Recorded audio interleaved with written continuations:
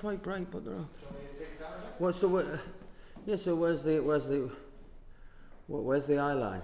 It's going to be me. It's going to be you. Yeah, Actual Okay. crossing. And this is in. Obviously, this is in. Yeah. Yeah.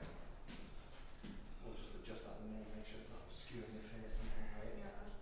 So should we swing a lens now? And That's ready. Yeah. Yeah. So could you please introduce yourself, state your occupation and your connection to Northern Stage? Michael Hodgson. I'm an actor. Have been since 1990, and I have worked here intermittently over the last probably 10, 20 years. Cool. So what do you know about the history of Northern Stage? What about the history? Yeah. All right, I didn't expect that. I know that Michael Bogdanov used to run a company, and he had a way back with, I think Mike Mould was in it, who used to be part of Brothers Theatre Company in the Eusburn Valley. And they had some cracking actors, and he was a cracking director. And it struck me then that at that time, Northern Stage, Newcastle Playhouse, I think, as it was known, was like really on the map, bit like the Manchester Royal Exchange, like something in the northwest, something in the northeast. It was a major kind of rep theatre. I think it also had a company, so it had an ensemble before the ensemble, which was, when was it? It was in the 80s and the 90s, the ensemble, 90s. And yeah, they did some amazing stuff, but I'm not that aware of its history before then, what it was and how long it's been an operating theatre. Should we shut that one? I didn't, that question, I wasn't entirely expecting that, but like, tell me, what do you want to know in that question? Because I can give you a better answer, but what is it you want to know? we want to know what people's understanding of the heritage is now before we start informing. So like, yeah, anything you know about history, that's it. That was it. That's probably it. Yeah. As far back as I can remember. Some people know nothing. And then I can go forward, but honestly, I didn't know. Yeah, Michael Bogdanov, who was a major director. Yeah, I think that's about it. I don't think anything before that, but I'm sure there was. I can also add to that, maybe. Whatever you would like. Okay, Yeah. okay. Are we going? Yeah, so also I was aware, once I started getting interested in theatre, when I was doing English literature, A-level at Further Education College in Middlesbrough, I was always aware that the RSC, apart from going to the Theatre Royal, would always come to the Gulbenkian, which is was I think the second space here. So they did like more experimental work. So they take the core of the company at the Theatre Royal, or maybe some of the actors who played supporting parts, but even some of the leads, and they do really cracking shows at the Gulbenkian. So, and what with, I think Lydiard at the time, and maybe even before, they were getting major theatre companies in, they're getting Marley in, they get Robert Lepage, I think Peter Brook too. But it had a reputation, my understanding of it is that it had a reputation of being quite a brave, courageous, experimental company. For the size it was, for the model it seemed to follow, that it was like a major regional rep. I mean, you wouldn't get that in Leeds or Manchester maybe or Bristol, but it felt like Newcastle Playhouse was a theatre company that took risks, and they got some really exciting theatre companies in, and they did some really exciting work. And when I did Catch 22 here, where Rachel Chafkin, who runs the team in New York, the guy played Yassari in an actor called Phil Arditi.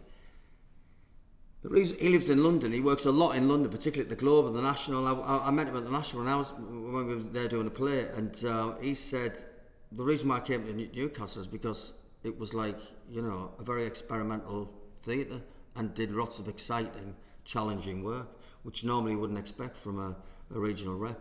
And that's one of the reasons I came. I mean, that and Rachel Chavkin, and obviously playing Yassari in Catch 22. But, and I was quite taken aback by that, only because that was after the period I'm talking about, But for lots of actors, it stuck in their minds, and that was their view, So I do remember that stuck in the mind, I don't know whether it is now.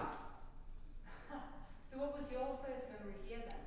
So I was at Further Education College in Middlesbrough doing English Lit and theatre studies. We came to see one of the Henrys here in the old auditorium, and it was like shaped like a Greek amphitheatre. I mean, it was fantastic. It was really, I mean, you just look along and you just see a sweep of people. It was very exciting. I was in the bar downstairs. Some of the principal actors, I think Rod Culbertson, there was a few of them hanging around having a pint before the show, and I thought that was like really brash, like the bravado of the actors hanging around the bar having a quick pint. The bells were going off, so it was like 5 minutes, you know, it's like 3 minutes. What the fuck are you doing in the bar having a pint, you know? Next thing, they're on stage, you know. Rod Culbertson, I think, he was also in Our Friends in the North, by the way, directed by Erica, wasn't he? I think he was playing Hotspur. So there was something really exciting about that. And the germ went off in me, I don't know what it was, but I was quite interested in theatre. But then, you know, I mean, because I'm from Middlesbrough, you know, it's a satellite town in Newcastle, but I was talking to a friend and my head of English kind of went, "Shut up!" like that. And I was going to tell him to get lost, you know, but I thought, this is serious shit, you know. This is what he does. He teaches this. He takes this very seriously. This is theatre. This is hallowed. I kind of got it, you know. I thought, yeah, he's right. So it was really exciting. Sorry, really, really exciting. I can't remember much about the show. I think some characters had punk haircuts and stuff, you know. It's kind of like modern dress. Traditional stroke, a bit of modern dress thrown in. But yeah, it was a proper. Kevin Whaley was in it. It was a proper ensemble using that stage properly, you know. Loads of bodies on the stage, loads of fighting, loads of posturising, and I don't think I've probably had an opportunity I don't think there's ever been probably a local. Because Hotspur is from Northumberland, I think. So I don't think I've seen a local kind of locally produced Shakespeare. Now, I might be wrong, but like, isn't that amazing? It's just dawned on me. Why hasn't that happened? You know? So people spoke in northeast Northumbria accents, and they did a Shakespeare play. And I think that's probably where I went. I thought, wow, that's great Shakespeare done like that. That's incredible. So it had an effect on me. I think it had an effect on a lot of people, but it certainly made it more accessible because some of the Henrys they're quite thick, you know. So what are some of the He's romantic, by the way. romantic? Yeah. Hotspur, shit. Okay, well, Northumberland. I said Northumberland though, didn't I? Yeah, it's romantic. Yeah. But I wanted to I wanted to say, because it was, you know, a local dialect that I could identify with, and that I saw actors who were like, whoa, doing Shakespeare, which is like fantastic, which is what we were studying. It was like, I don't know, it was something. I thought, all right, okay, so this can happen, this can communicate in this way, you know. And people still go on about it now. Let's make it more accessible. I mean, I think the RSC do great work. I mean, I work for the RSC quite a bit. I think they do great work. But I also think Shakespeare can be done many different ways, you know. And I also think that there should be, if there's going to be, you know, gender and ethnic equality and a widespread of things, then there should also be a widespread of, you know, class, different cultures that way, different ways that people speak. As long as they're clear, as long as they can enunciate and transmit thought, they should be able to be allowed to speak any which way. So it'd be great if we could get Hamlet, for instance, on the Olivier in a northeast accent or a northern accent. I mean, I know that what's-his-face did it in his northern Irish accent, but it would be great if we just saw more kings and queens played in a bit more regional dialect. So I think it spoke to me a lot, you know, and it was clear, so I think it's really important. So I was blessed to go and see that show. What are some of your other favourite memories from Northern Stage, including that one? I quite liked, when I was going to work with Alan, then I think I turned him down, and then he offered me something again. I was in and out, I was never part of the ensemble, and I was doing stuff elsewhere, fortunately. And then Erica came along, I went to meet her, I wrote her a letter, and, you know, before she'd even like I think set up. I just kind of barged my way in, and then she took me downstairs for a cup of coffee, and we were talking about Scrooge, and then she just offered me it. So I didn't read or anything. We just had a chat for like 15 minutes. Then she offered me Scrooge. So I thought, brilliant. And that had never happened to me before. Maybe once. And I liked working with her because I think she concentrates on text. She lets the play do the talking. She doesn't necessarily have... She has a concept, but her concept is a lot closer to maybe how she thinks the play, or how the writer thinks the play should be interpreted. So she's more interested in relationships and telling the story. As for character, I think she thinks that it's the actor's domain and that the actor should take care of it. So instead of about character, you probably notice about the interpretation of a scene, the meaning of it, the understanding of it, the universality of it. That's what I think she's interested in, and she helps you understand it that way. But she's the most unfussy, non-pest-like director, because some of them can be pests, you know. I've worked with, and that's her style. She's a great enabler and she's a great facilitator. And ask anybody in this building in the admin block, I know that they all adored working with her, you know. So yes, that was brilliant. She asked me to play George in Who's Afraid of Virginia Woolf, which is a co-pro with Sheffield Crucible, and I said yes. And then my mum unfortunately got unwell. She had a heart attack, was taken to hospital, and because I'd just been to abroad doing a play, and it was my sister looking after her, I felt it was my turn, so I had to pull out. And she was brilliant. She was very understanding. And what was it? Oh yeah, we were gonna do after Scrooge. She said to me, which I don't think, well, maybe one or two directors have said, "What would you like to do?" I want to do a Shakespeare. What do you want to do? And I said, really?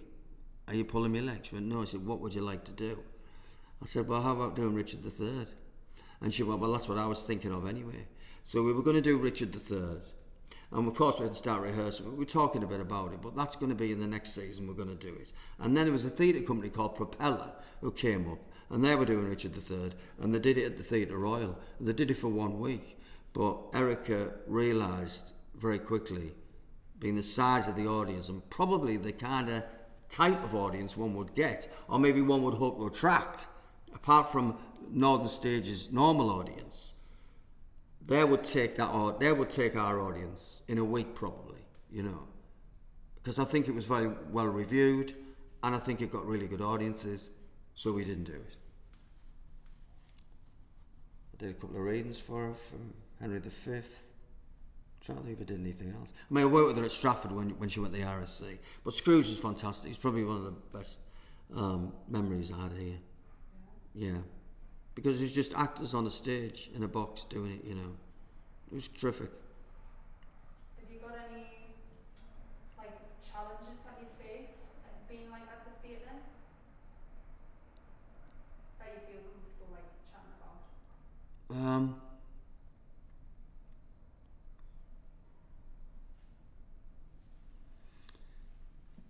I think we should be paid more, because I don't think we work as...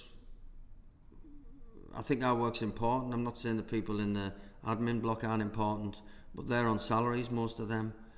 I think we should be paid a bit more than the minimum, and the minimum creeps up every year, but it's so paltry. And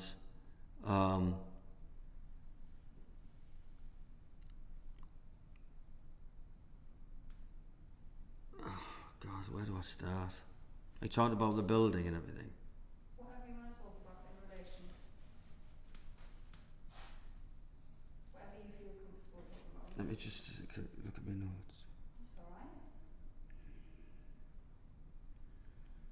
I wanted to say one more thing about, we did Noir, by the way, which is direct. I also really enjoyed working with Max Roberts, who worked at Live Theatre, but he did a co-pro with the ensemble and with some of the Live Theatre regulars, me, Decca Walmsley, Joe Caffrey, and a couple of others, and the ensemble. And there was kind of a bit of a, not needle, but we were doing it in here with the ensemble, but we came and we were cast in the principal parts, the juicy parts. Apart from Mark Calvert and Jim Kitchener had quite good parts, they were in the ensemble. But Pete Bev and Mark Lloyd, rest his soul, great actor, there was just a bit of disparity, you know, about parts and everything. But it was Peter Strawn before he became big and worked in cinema, because, you know, he adapted Tinker Tailor, and but he wrote a great play at Live called Bones, and then he did Noir here, which was basically like a modern day interpretation of a film noir plot. Every character in the play Noir was a stock character from a noir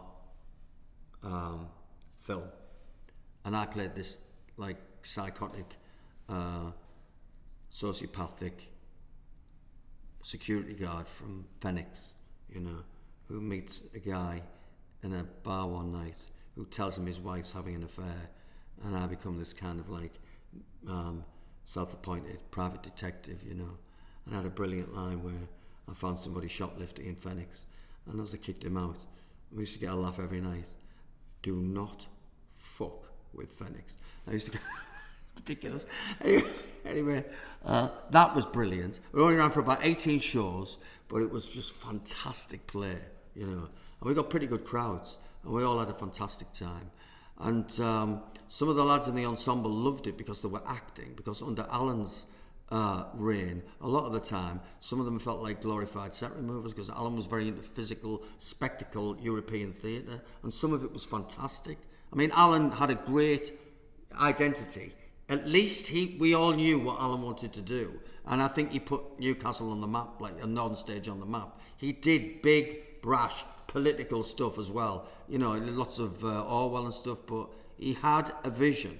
But it was great to see some of the actors in what they're called a talkie, which is, you know, instead of rehearsing on day one and being told by Alan, so you enter from stage left, you pick up that table and you move it from there and you take it to there. That was their first instruction. So he's starting the tech on day one of rehearsals, and often they would be doing that and not be talking and doing other stuff, which is fine, but sometimes I think they just felt like planks, you know. So it was brilliant for them to get into a show. They loved working with Max, and the dialogue was fantastic, and the plot was brilliant, you know. I mean, Strawny is just a genius writer.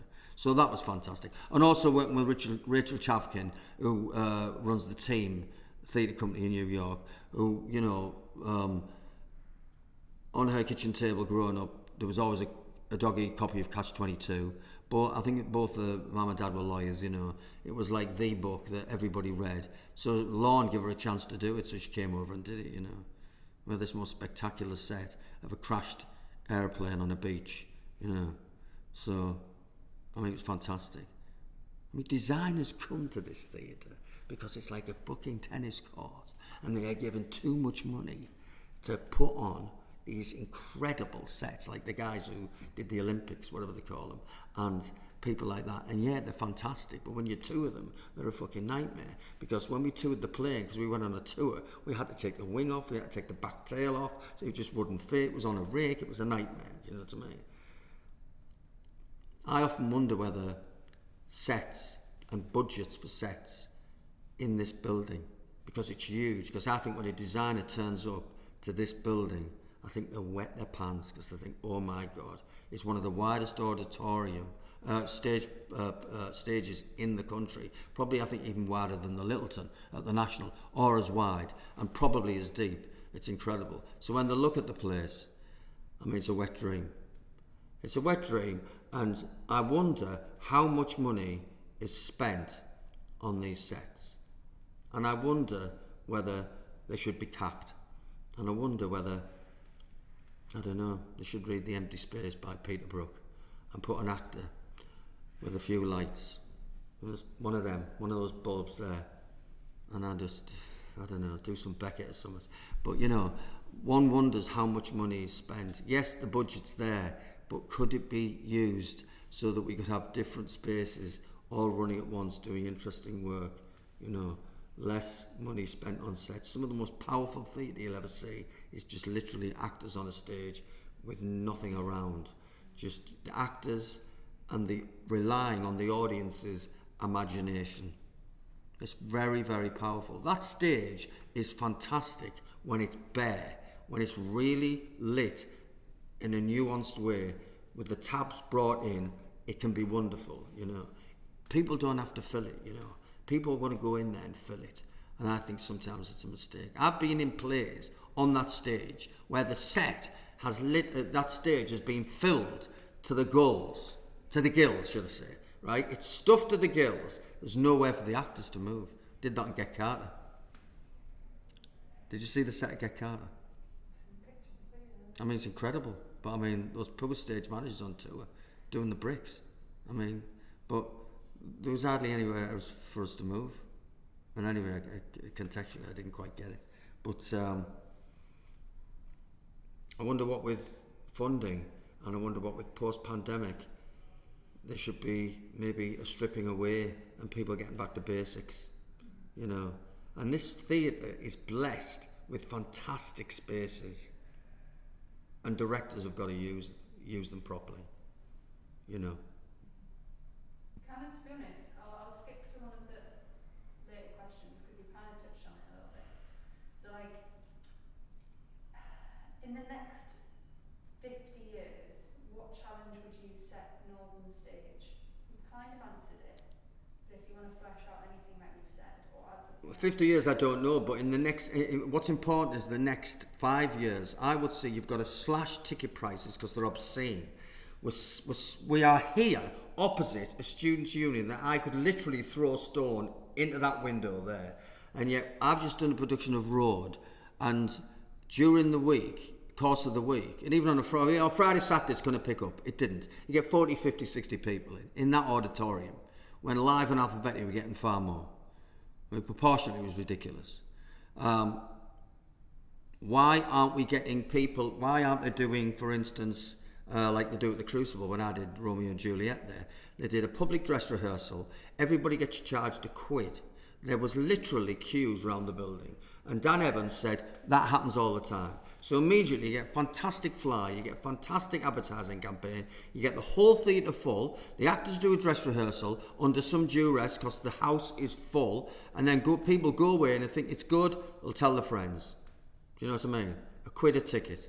Why can't we do that? Why can't they do pay what you can?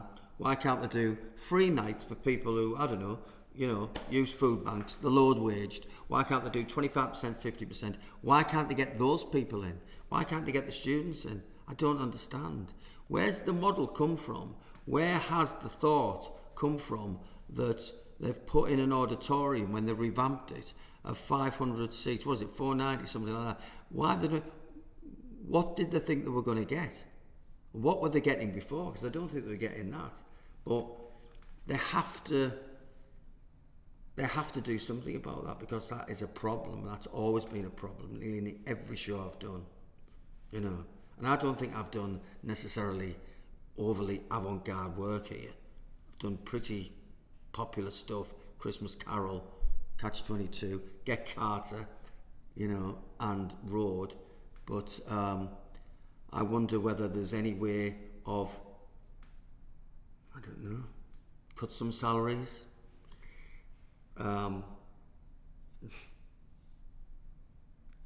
Invest more in the creatives, get more projects done, do more new writing, have an identity. I mean, I approached it tonight and there was a thing on an electric screen adjacent to the entrance. I didn't know what that was. I just saw some attractive woman in makeup doing that or something. I didn't know what it was. I looked at the big screen behind the box office, something about European Commission or something. I didn't know what that was. I don't know what the building's supposed to do. Sorry, I can't understand what the building's trying to do. It doesn't to me look like a theatre. It doesn't look at all inviting. It's just not right. There's something wrong with it. So do you think it's like an identity crisis but in the form of a building? Yeah, I don't think he knows what it is, and I don't think it's got a unique. I don't know if it's got a unique selling point. Is that what it is? USB? I don't think I know. With live, Theatre Royal, we all know what Theatre Royal does. We all know what live does. Alphabetic, do stuff like that. I don't know what Northern Stage do, and maybe with Natalie it'll be different. But it's also like just a physical experience one gets when you approach the building, and I think that's worrying, and I think the tickets are ridiculous. Has it always been like whenever you've performed here, the audience has always Maybe it's been me. strange in comparison to elsewhere? Strange. Like strange as in like the amount of people turning Yeah, just never, I mean, I remember doing Christmas Carol on Christmas Eve, a second Christmas Eve, and it was almost full, but that's Christmas Carol, and if you can't get that, you're going to get tonked. But, I don't think we had great audiences. I think we had bad audiences, they weren't bad, but I also think that you should put a lot more into the Christmas shows, and I also think that the Christmas shows should be more, should be better produced, because it's a huge thing, and that can be a carrot, that can be a way of advertising the theatre, getting people in for the rest of the year. It's not just the Theatre Royal does back. If we do good Christmas shows, people will come back. We could attract names, like when Branagh went to Sheffield Crucible, could attract one name, give them one part in a great play. Actors will kill to do that. Actors off the telly or film actors. You ask somebody, I don't know, somebody off the telly, who's to say he might not want to do Richard III or Hamlet? And then you put a load of local actors in, or rather not local actors who, you can get anybody. Put some local actors in, yes, but I don't necessarily agree that because you run a regional theatre, you have to employ all local talent, because the talent's not rich enough and it's not deep enough. So you have to cast your net wide, but ultimately, you have to be good. It has to be good. The work has to be good. If it's crap, people won't come back. So you've got to cast good actors. And if you get, for instance, a lead who is a face, it will attract people. And that lead, who is probably well paid, will be okay on £500 a week, and get him in, put on a good show, give him a juicy part, and things will follow. That's what I think. I also think that, the whole thing with diversity and gender is really important, and that has to be done, but it got to be careful that you mustn't forget about what you're trying to do, which is to still entertain. That it shouldn't fall over its politics. It shouldn't trip up, over its politics. You've got to entertain. You've got to put something good on. Ultimately it's the work what counts. If you do good work, you'll get good reviews. People will start because there's a snobbery in the business. Generally, actors will only want to work in London, particularly after a certain age. They won't travel to Leeds. I mean, they might go to Glasgow Cits, they might go to the Manchester Royal Exchange or the Bristol Old Vic. They may go to the Leeds West Yorkshire Playhouse. They may even go to live theatre, particularly after Pitman Painters, when it was a big hit in London. We went to Broadway. Would they come to Northern Stage? They might not. You know what I mean? There's a big snobbery. It's like, well, nobody. If I do a play in the regions, in the provinces, as it was known and as it's still known, this class thing just exists. It's insidious. Nobody gives a shit. It's really hard to try and... So I understand all these regional theatres are pulling together and doing co-pros, and it's very, very hard. But in the business, that thing exists. I would rather wait and do a play in London and forego that great part in Newcastle. But Newcastle's a theatre town. I mean, traditionally a theatre town. It's got an opera house, it's got New Writing on the Quay, it's got it's got this, it's got the Theatre Royal. I mean, God, it's a big, big theatre town. This place is a sleeping giant. It's an absolute sleeping giant. It needs to make more ties with maybe what will impress the audiences who go to the Theatre Royal. Like it or not, they might get out of bed once a year and go and see the RSC. Why? Because it's the RSC. Whether they've got 2 stars or 5 stars, they'll go. Either to be seen or it's just a tradition with them, like people go to Panto. But if you can get if you can forge a partnership with the RSC and get them to come up here and do some stuff, who's to say you might not then get that traditional, very faithful Theatre Royal audience? Because at the moment, I don't know what audience inhabit this building. When I played Scullery, I was in the audience at the beginning of each show. I was in the auditorium watching people come in, and I couldn't quite. I don't know how much of a strong there wasn't enough of them. I don't know how much of a strong identity I saw, or a strong particular kind of demographic I saw, and I wonder whether that is also to do with the way it presents itself out there, and what is it? It does do some avant-garde stuff. It does do some run-of-the-mill stuff. On the whole, I think it's more vibrant and exciting than Theatre Royal. But can it afford to do more of its own in-house productions? Because it needs to. I think it needs to give itself an identity. Sometimes it feels every time you check out Northern Stage, it's just like a receiving house. And with a receiving house, there's something kind of very transient about it. People are wafting in and out, a bit like a hotel, and do you know what I mean? And I'm all for local stuff, but it's got to be good. It can't just be about, the past, the golden age, And we've got some fantastic writers, Or kind of like this kind of identity thing. Say it again, sorry. Or the kind of like identity thing. Yeah. The theatre's kind of going through. Can you think of any reasons why it's actually like important to the region or to like the city, anything like that? Because you mentioned that it was like a sleeping giant and that it was a theatre town. I don't know whether Well, it's right in the middle of town. It's a bit like Newcastle United. If I look at that, it's like this white steel white edifice in the middle of the town. You don't get that hardly anywhere in any major town or city. There's a football club, and there is St James's Park, right, which is almost like the centre of culture, right? It's in the middle of the town. People swarming like those paintings en masse. And I always think this place should be run like a football club. Maybe not like Mike Hodgson, but like a football club. Do you know what I mean? There should be a following. We should get good people. We should try and attract the best people and do the best and be in the Premier League and do the best plays and reach and get the people in to listen to Shakespeare. I'm not saying we have to do Shakespeare, Chekhov, Restoration. Do the odd Shakespeare. Get some actor that everybody knows who is worth his salt, who can do it. Get the crowds in, because there's a commonality, and it's a wonderfully communal space. It's got a great bar, it's got lovely grounds. It just needs to have a bit more of a strong identity. But I think over there, I don't know whether it's the key over there. I don't know. I wonder. But like I say, it's got to entertain. It's got to entertain.